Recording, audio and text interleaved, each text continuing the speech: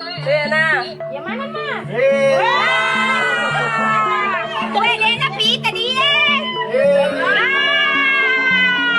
Ada-ada saja peristiwa yang dialami petani asal Sulawesi Selatan ini. Uang puluhan juta hasil panen gabah miliknya dibawa kabur oleh tikus. Tak tanggung-tanggung, tikus tersebut membawa kabur uang sebesar 22 juta rupiah.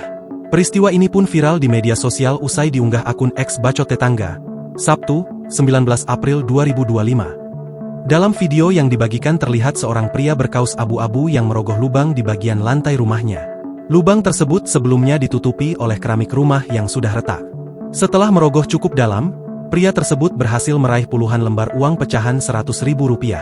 Rupanya uang-uang tersebut merupakan hasil panen gabah sebesar 22 juta rupiah yang dibawa kabur oleh seekor tikus di rumahnya. Penemuan uang puluhan juta yang sempat menghilang itu pun langsung disambut girang oleh keluarga pemilik. Terlihat mereka secara perlahan mengeluarkan lembaran uang Rp100.000 dan Rp50.000 yang kemudian diletakkan di baskom. Tak hanya uang, tikus itu pun turut membawa nota hasil penjualan gabah.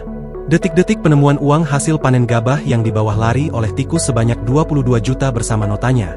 Tulis keterangan video tersebut. Untuk mengeluarkan uang yang terkubur lebih banyak, mereka pun terpaksa harus menjebol lantai rumah.